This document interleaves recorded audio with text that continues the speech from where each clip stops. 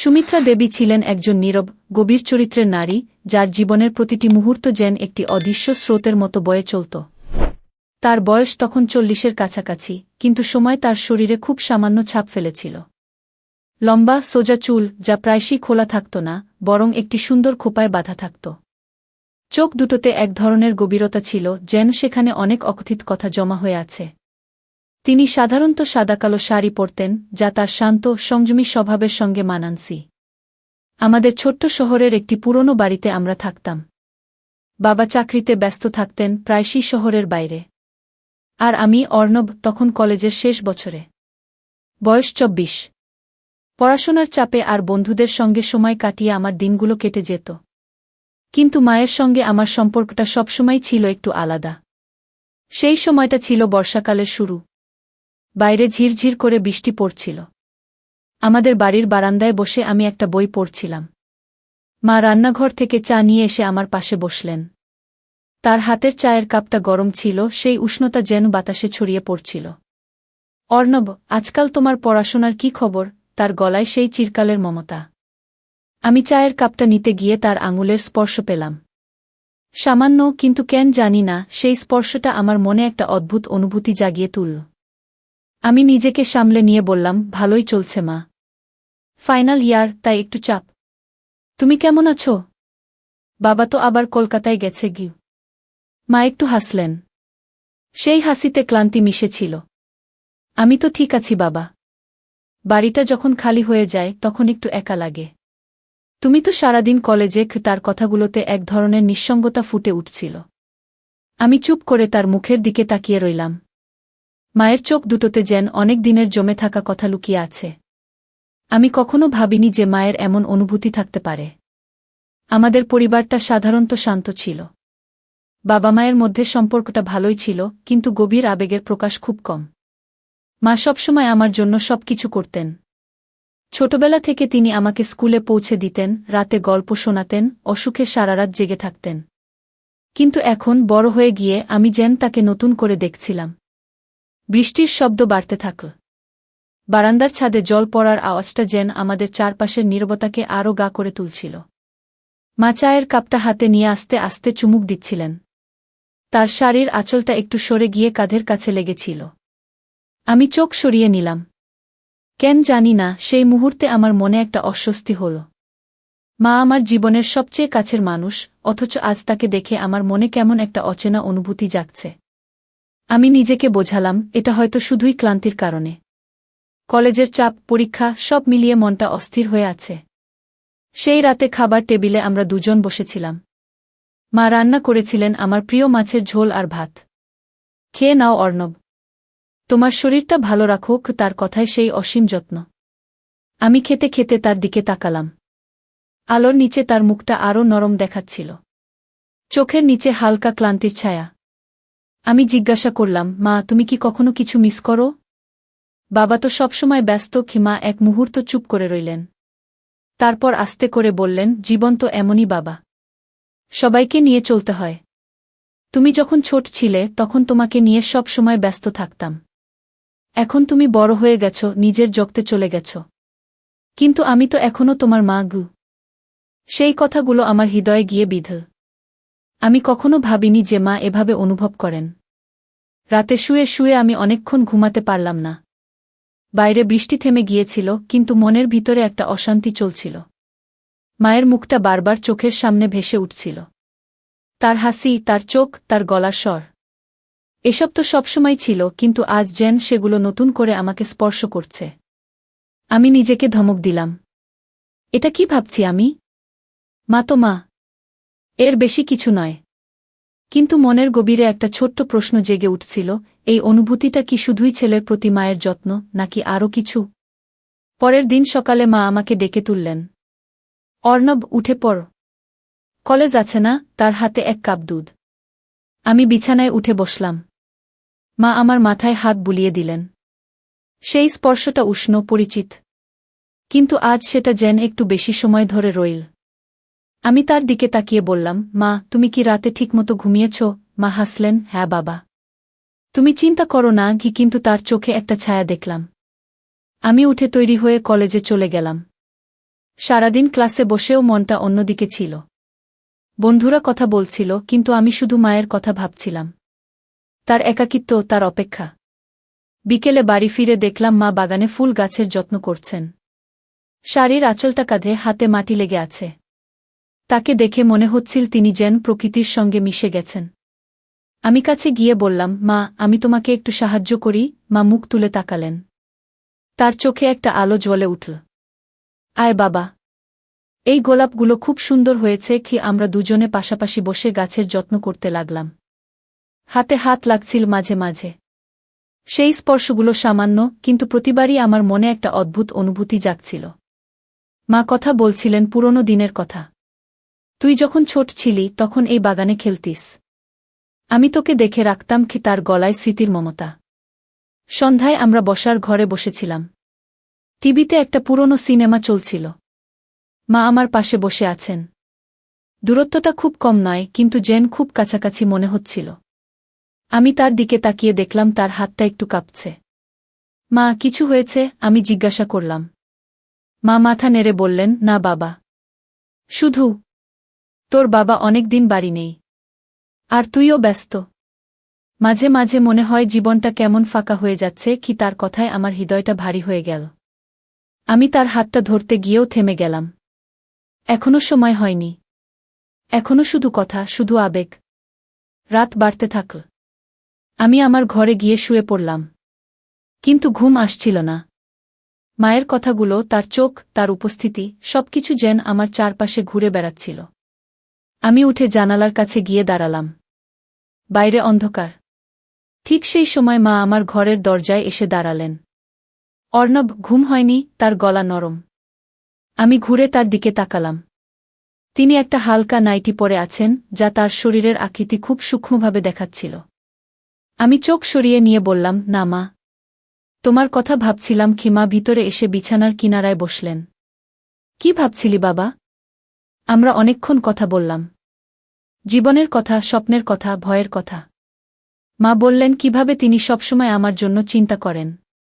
আমি বললাম কিভাবে তার যত্ন ছাড়া আমি কিছুই ভাবতে পারি না। কথা বলতে বলতে সময় কেটে যাচ্ছিল। ঘরের আলোটা হালকা। মায়ের মুখটা ছায়ে ঢাকা, কিন্তু তার উপস্থিতি যেন পুরো ঘরটাকে ভরে দিয়েছে। আমি অনুভব করছিলাম একটা অদৃশ্য টান। নিষিদ্ধ কিন্তু গভীর। কিন্তু আমি কিছু বললাম না। শুধু শুনলাম। মা উঠে যাওয়ার সময় আমার কপালে হাত রেখে আশীর্বাদ করলেন। সেই হাতের উষ্ণতা অনেকক্ষণ আমার মনে রয়ে গেল। পরের কয়েকদিন এভাবেই কেটে যেতে লাগল। মা আর আমি আরও বেশি সময় একসঙ্গে কাটাতাম। সকালে চা খাওয়া, বিকেলে বাগানে হাঁটা, রাতে গল্প করা। প্রতিবারই কথার মধ্যে দিয়ে একটা গভীরতা বাড়ছিল। মা তার অতীতের কথা বলতেন। কিভাবে বিয়ে হয়েছিল, কিভাবে আমাকে জন্ম দিয়েছিলেন। আমি শুনতাম, আর মনে মনে তাকে আরও কাছে অনুভব করতাম। একদিন বিকেলে আমরা ছাদে উঠেছিলাম। সূর্য ডুবছিল। লাল আকাশের নিচে মা দাঁড়িয়ে আছেন। তার শাড়ির পাড়টা হাওয়ায় উড়ছে। আমি পাশে গিয়ে দাঁড়ালাম। মা, এই মুহূর্তটা খুব সুন্দর। মা আমার দিকে তাকিয়ে হাসলেন। তুই যখন আমার সঙ্গে থাকিস সবকিছু সুন্দর লাগে অর্ণব গো। সেই হাসিতে আমার হৃদয়টা দ্রুত স্পন্দিত হতে লাগল। আমি নিজেকে সামলাতে চেষ্টা করছিলাম। এটা ভুল। এটা নিষিদ্ধ। কিন্তু প্রতিদিনই টেনশনটা বাড়ছিল। মায়ের চোখে আমি একটা অদ্ভুত আলো দেখতে পাচ্ছিলাম। তিনিও হয়তো কিছু অনুভব করছিলেন। কিন্তু কেউ কিছু বলছিল না। শুধু কাছাকাছি থাকা, শুধু কথা বলা। এক রাতে হঠাৎ বিদ্যুৎ চলে গেল। পুরো বাড়ি অন্ধকার।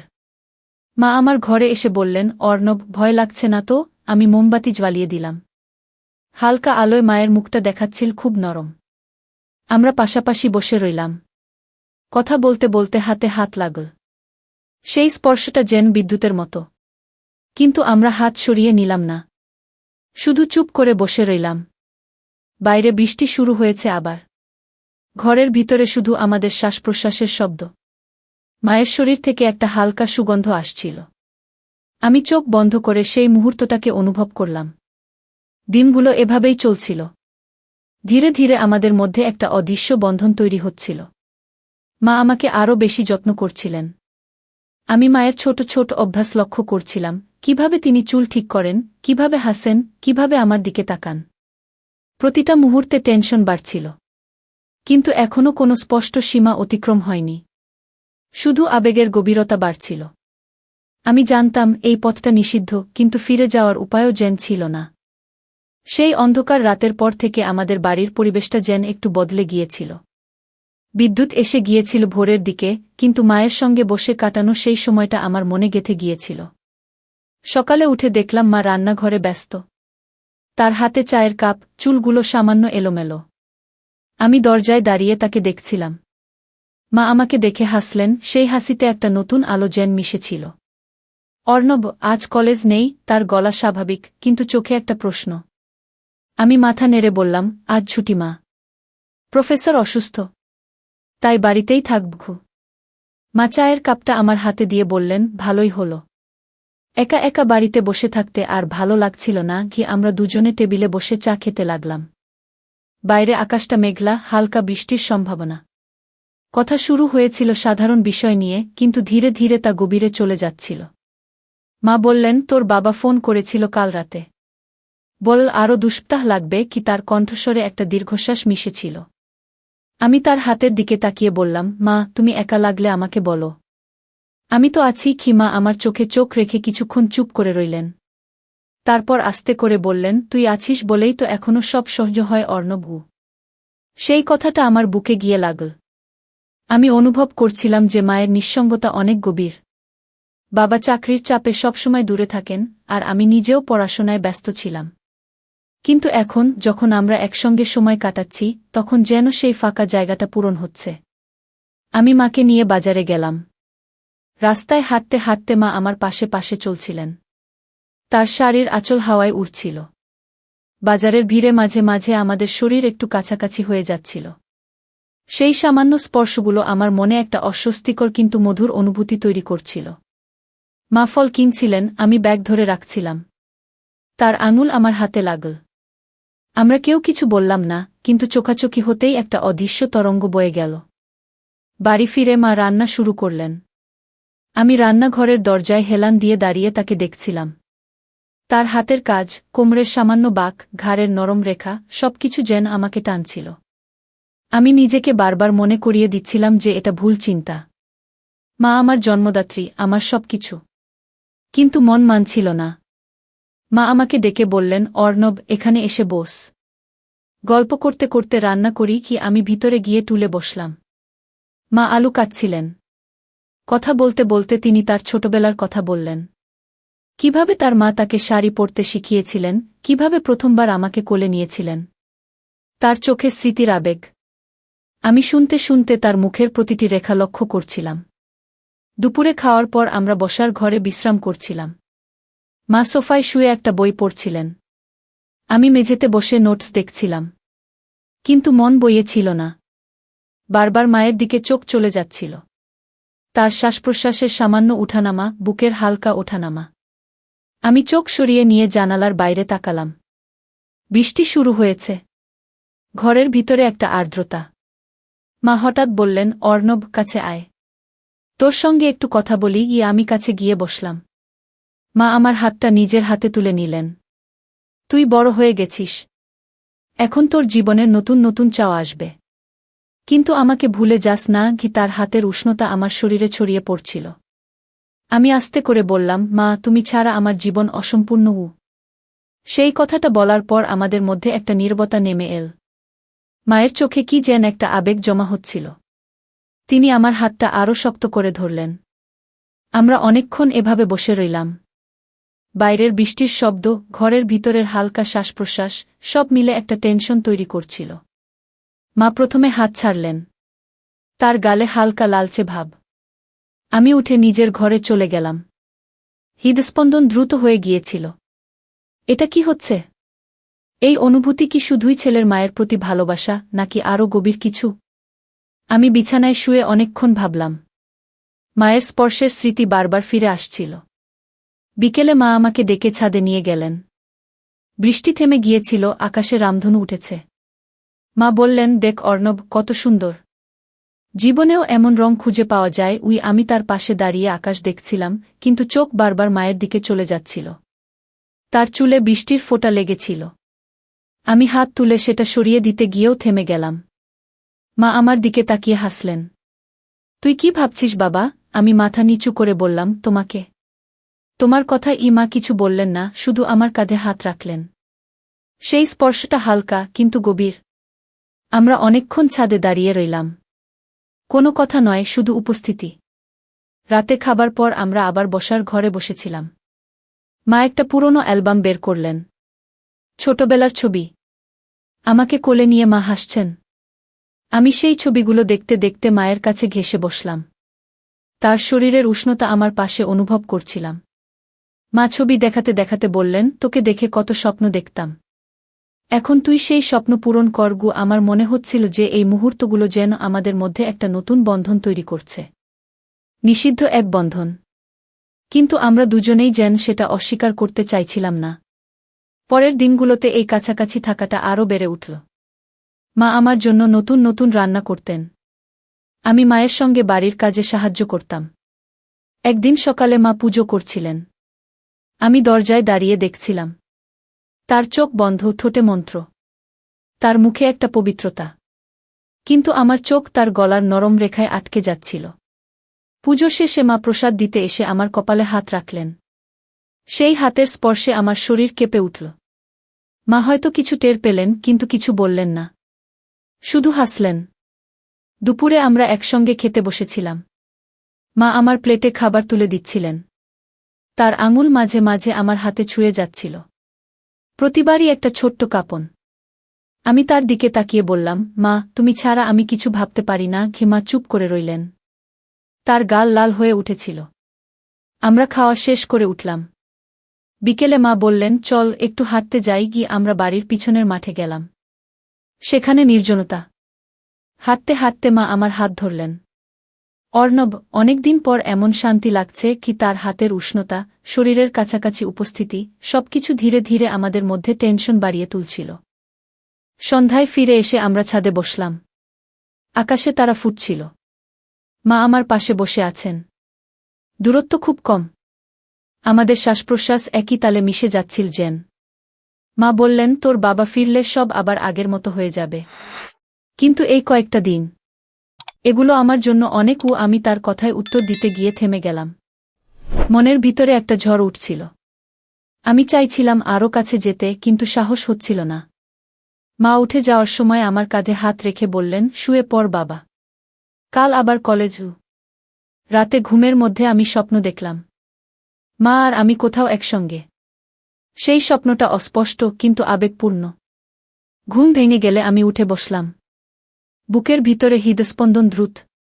আমি জানতাম এই অনুভূতি আর লুকিয়ে রাখা যাবে না অনেক দিন। কিন্তু এখনো সময় ছিল না। ধীরে ধীরে, খুব ধীরে এগোতে হবে। পরের কয়েকদিনে আমাদের কথোপকথন আরও গভীর হয়ে উঠল। মা তার যৌবনের কথা বলতেন, কিভাবে জীবনের দায়িত্ব নিয়ে সব স্বপ্ন চেপে রেখেছিলেন। আমি শুনতাম, আর তার প্রতি শ্রদ্ধা আর আকর্ষণ মিশে যাচ্ছিল। একদিন রাতে বৃষ্টির মধ্যে বিদ্যুৎ চলে গেল আবার। মা আমার ঘরে এসে বসলেন। মোমবাতির আলোয় তার মুখটা জ্বলজ্বল করছিল। আমরা কথা বলতে বলতে খুব কাছে এসে বসেছিলাম। তার শরীর থেকে আসা উষ্ণতা আমাকে ঘিরে ধরছিল। হাতে হাত লেগেছিল, কিন্তু আর এগোইনি। শুধু অনুভব করা। শুধু টেনশন বাড়ানো। এভাবে দিন কেটে যাচ্ছিল। আমাদের মধ্যে গোপন আকর্ষণ ধীরে ধীরে ফুটে উঠছিল। কেউ স্বীকার করছিল না, কিন্তু প্রতিটা মুহূর্তে সেটা আরও গভীর হয়ে উঠছিল। মা আমাকে দেখে লজ্জা পেতেন, আমি তাকে দেখে অস্থির হয়ে উঠতাম। কিন্তু এখনও শুধু আবেগ, শুধু কাছাকাছি থাকা। নিষিদ্ধ সেই আকর্ষণের প্রথম স্তর। সেই রাতের পর থেকে আমাদের দিনগুলো যেন একটা অদৃশ্য সুতোয় বাঁধা পড়ে গিয়েছিল। প্রতিদিন সকালে মায়ের সঙ্গে চা খাওয়াটা এখন আমার জীবনের একটা অবিচ্ছেদ্য অংশ হয়ে উঠেছিল। সুমিত্রা দেবী সেদিন সকালে জানালার পাশে দাঁড়িয়ে চা বানাচ্ছিলেন। বাইরে হালকা কুয়াশা, শরতের প্রথম আভাস। তার শাড়ির ফাঁক দিয়ে সকালের আলো এসে পড়ছিল তার গালে। আমি ঘর থেকে বেরিয়ে তার পিছনে দাঁড়ালাম। মা, আজকের চাটা খুব সুন্দর গন্ধ ছড়াচ্ছে। মা ঘুরে তাকালেন। তার চোখে একটা নরম আলো। তোর জন্যই তো বানাই বাবা। তুই পছন্দ করিস বলে গি। আমরা টেবিলে বসলাম। কথা শুরু হল ছোট ছোট বিষয় নিয়ে। কলেজের ক্লাস, বন্ধুদের গল্প, বাড়ির ছোটখাটো সমস্যা। কিন্তু প্রতিটা কথার মাঝে একটা অদৃশ্য স্রোত বয়ে চলছিল। মা আমার দিকে তাকিয়ে থাকতেন একটু বেশি সময় ধরে। আমি তার চোখের গভীরতায় ডুবে যেতাম। অর্ণব, তোর চোখ দুটো কেমন যেন বড় হয়ে গেছে। অনেক কিছু বুঝিস এখন কি? মায়ের কথায় আমি হাসলাম, কিন্তু মনে মনে ভাবছিলাম, হ্যাঁ মা, তোমাকে আমি এখন অনেক বেশি বুঝতে পারছি। তোমার নিঃসঙ্গতা, তোমার অপেক্ষা, তোমার অব্যক্ত আবেগ। দুপুরের দিকে মা বাড়ির উঠোনে কাপড় শুকাতে দিচ্ছিলেন। আমি পাশে গিয়ে সাহায্য করলাম। হাওয়ায় শাড়িগুলো উড়ছিল। মা একটা শাড়ি ধরতে গিয়ে হাত বাড়ালেন। আমার হাতটা তার হাতের খুব কাছে চলে গেল। সেই মুহূর্তে সময় যেন থেমে গিয়েছিল। তার আঙুল আমার আঙুল ছুঁয়ে গেল। উষ্ণ, নরম। আমরা দুজনেই 1 সেকেন্ডের জন্য চুপ করে রইলাম। মা আস্তে করে হাত সরিয়ে নিলেন। তার গলায় সামান্য কাঁপন, ধন্যবাদ বাবা। তুই না থাকলে কি করতাম? আমি কিছু বলতে পারলাম না। শুধু মাথা নেড়ে সরে দাঁড়ালাম। হৃদয়ের ভিতরে একটা ঝড় উঠছিল। এই ছোট ছোট স্পর্শগুলো এখন আর সাধারণ মনে হচ্ছিল না। বিকেলে আমরা বাড়ির পিছনের ছোট্ট পুকুর পাড়ে গেলাম। মা বলেছিলেন, চল একটু হাওয়া খাই। মনটা ভারী লাগছে। পুকুরের জলে সূর্যের শেষ আলো পড়ে ঝিকমিক করছিল। আমরা পাশাপাশি বসেছিলাম। মা তার পা দুটো জলে ডুবিয়ে দিয়েছিলেন। তার শাড়ির কুচি হাওয়ায় সামান্য সরে গিয়ে পায়ের গোছ দেখাচ্ছিল। আমি চোখ সরিয়ে নিয়ে জলের দিকে তাকালাম। মা আস্তে করে বললেন, অর্ণব, জীবনটা কত দ্রুত চলে যায়। তুই ছোট ছিলি, আর এখন এত বড় হয়ে গেছিস। আমার কোল ছেড়ে চলে গেছিস অনেক দিন। তার কথায় একটা মায়া মিশেছিল। আমি তার দিকে তাকিয়ে বললাম, মা, তোমার কোল তো এখনো আমার জন্য খোলা আছে। শুধু আমি ভয় পাই যে এটা ভুল হতে পারে গু। মা চুপ করে গেলেন। তার চোখে জল চিকচিক করছিল। ভুল কি বাবা? মা ছেলের সম্পর্ক তো সবচেয়ে পবিত্র। কিন্তু তার গলায় যে কথাটা লুকিয়েছিল সেটা আমি অনুভব করছিলাম। পবিত্রতার আড়ালে একটা অন্যরকম টান। আমরা অনেকক্ষণ চুপ করে বসে রইলাম। পুকুরের জলে ঢেউ উঠছিল ঠিক আমাদের মনের মতো। ফেরার পথে মা আমার হাতটা ধরে হাঁটলেন। সেই হাত ধরাটা শক্ত, যেন ছাড়তে চাইছিলেন না। বাড়ি ফিরে এসে মা রান্নাঘরে গেলেন। আমি ঘরে গিয়ে বসলাম। মনটা অস্থির। এই আকর্ষণটা ক্রমশ গভীর হয়ে উঠছে। আমি জানি এটা নিষিদ্ধ, সমাজে অগ্রহণীয়, কিন্তু হৃদয় মানতে চাইছিল না। রাতে খাবার টেবিলে মা আমার প্রিয় পায়েস বানিয়েছিলেন। খেয়ে দেখ কেমন হয়েছে। কি তার চোখে প্রত্যাশা। আমি খেতে খেতে প্রশংসা করলাম। কথা বলতে বলতে মা তার যৌবনের একটা গল্প বললেন।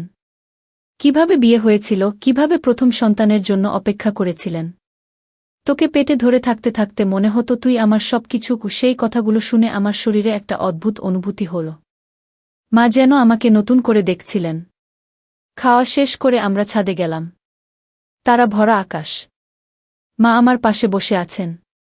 দূরত্বটা খুব সামান্য। তার শরীর থেকে আসা পরিচিত সুগন্ধ আমাকে ঘিরে ধরছিল। আমাদের শ্বাসপ্রশ্বাসের তাল মিলে যাচ্ছিল। কোনো স্পর্শ নয়, শুধু কাছাকাছি থাকা। কিন্তু সেই কাছাকাছি থাকাটাই যেন সবকিছু বলে দিচ্ছিল। পরের দিন কলেজ থেকে ফিরে দেখলাম মা একটা পুরনো সিনেমা দেখছেন। আমি পাশে বসলাম। সিনেমায় মা ছেলের একটা আবেগপূর্ণ দৃশ্য। মা চুপ করে দেখছিলেন। আমি তার মুখের দিকে তাকিয়েছিলাম। তার চোখে জল। আমি আস্তে করে জিজ্ঞাসা করলাম, মা, কি হয়েছে? মা মাথা ঘুরিয়ে আমার দিকে তাকালেন। কিছু না বাবা। শুধু জীবনটা কত জটিল। তার হাতটা আমার হাতের কাছে চলে এল। আমরা হাত ছুঁয়ে রইলাম। সেই স্পর্শে কোনো জোর নয়, শুধু আবেগ। ঘরের আলোটা কমানো। বাইরে হাওয়া বইছিল। মায়ের শরীরের উষ্ণতা আমার কাছে ছড়িয়ে পড়ছিল। আমি অনুভব করছিলাম তার হৃদস্পন্দনের প্রতিধ্বনি। কিন্তু আমরা আর এগোলাম না। শুধু সেই মুহূর্তটাকে উপভোগ করলাম। দিন যত যাচ্ছিল আমাদের মধ্যে কথার গভীরতা বাড়ছিল। মা আমাকে তার অব্যক্ত ইচ্ছের কথা বলতেন। আমি চাই তুই সুখী হোস। কিন্তু আমার সুখ তো তোর সঙ্গেই জড়িয়ে আছে অর্ণব। আমি তার কথায় উত্তর দিতাম, মা, তুমি আমার সব। এই কথাগুলোর মধ্যে লুকিয়ে থাকা আকর্ষণটা ধীরে ধীরে প্রকাশ পাচ্ছিল। একদিন সকালে মা অসুস্থ বোধ করলেন। হালকা জ্বর। আমি তার কপালে হাত রেখে দেখলাম তার শরীর গরম। আমি ওষুধ এনে দিলাম, মাথায় হাত বুলিয়ে দিলাম। মা চোখ বন্ধ করে শুয়েছিলেন। তুই না থাকলে কি করতাম বাবা? তার গলা দুর্বল। আমি তার পাশে বসে রইলাম সারাদিন। সেই সময়টায় আমাদের মধ্যে একটা গভীর ঘনিষ্ঠতা তৈরি হল। শুধু যত্ন, শুধু উপস্থিতি। কিন্তু সেই যত্নের মধ্যে লুকিয়ে ছিল আরও কিছু। জ্বর কমে গেলে মা উঠে বসলেন। আমাকে জড়িয়ে ধরতে গিয়েও থেমে গেলেন। আমরা দুজনেই জানতাম যে সীমা অতিক্রম করা যাবে না এখনো। কিন্তু টেনশনটা বেড়েই চলছিল। রাতে মা আমার ঘরে এসে গল্প করলেন। বিছানার কিনারায় বসে। ঘর অন্ধকার। শুধু ছোট্ট একটা লাইট জ্বলছিল। মায়ের শ্বাসপ্রশ্বাসের শব্দ আমি স্পষ্ট শুনতে পাচ্ছিলাম। তার কাছাকাছি থাকাটা যেন আমার সমস্ত সত্তাকে নাড়িয়ে দিচ্ছিল। আমরা কথা বলতে বলতে হাতে হাত রাখলাম। উষ্ণতা ছড়িয়ে পড়ছিল। মা আস্তে করে বললেন, অর্ণব, এই কয়েকটা দিন আমাকে নতুন করে বাঁচতে শিখিয়েছে। আমি তার চোখে চোখ রেখে বললাম, আমাকেও মা গু। সেই রাতে ঘুমাতে গিয়ে আমি অনেকক্ষণ জেগে রইলাম। মায়ের মুখটা চোখের সামনে ভাসছিল। তার স্পর্শের স্মৃতি, তার গন্ধ, তার আবেগ। নিষিদ্ধ এই আকর্ষণটা এখন আর লুকানো যাচ্ছিল না। কিন্তু আমরা ধীরে চলছিলাম। সময় নিয়ে, আবেগ নিয়ে। পরের দিনগুলোতে আরও বেশি সময় একসঙ্গে কাটাতে লাগলাম। বাগানে, ছাদে, রান্নাঘরে। প্রতিটা জায়গায় ছোট ছোট মুহূর্ত তৈরি হচ্ছিল। মা আমার জামা ইস্ত্রি করতে করতে আমার দিকে তাকিয়ে হাসতেন। আমি তার পিছনে দাঁড়িয়ে গল্প শুনতাম। ক্রমশ আমাদের মধ্যে দূরত্ব কমে আসছিল। শরীরী দূরত্ব নয়, মনের দূরত্ব। এক বিকেলে হঠাৎ বৃষ্টি নামল। আমরা ছাদ থেকে দৌড়ে নেমে এলাম। ভিজে গিয়েছিলাম দুজনেই। মা হাসতে হাসতে বললেন, দেখ তোর অবস্থা। তার ভেজা শাড়ি শরীরের সঙ্গে লেগে আছে। আমি চোখ সরিয়ে নিলাম। কিন্তু মনের ভিতরে একটা আগুন জ্বলে উঠল। মা ঘরে গিয়ে কাপড় বদলালেন। ফিরে এসে আমার কাছে বসলেন।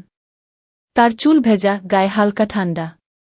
আমি তার কাঁধে একটা চাদর দিয়ে দিলাম। সেই মুহূর্তে আমাদের চোকাচোকি হল। অনেকক্ষণ। কোনো কথা নয়। শুধু আবেগের বিনিময়। টেনশনটা চরমে পৌঁছাচ্ছিল। রাত বাড়তে থাকল। আমরা দুজনে বসে থাকলাম অনেকক্ষণ। মায়ের শরীরের উষ্ণতা, তার কাছাকাছি উপস্থিতি, শ্বাসপ্রশ্বাসের তাল, সবকিছু যেন আমাকে ডাকছিল। কিন্তু আমরা অপেক্ষা করছিলাম। ধীরে, খুব ধীরে। নিষিদ্ধ এই আকর্ষণের গভীরতা বুঝতে বুঝতে।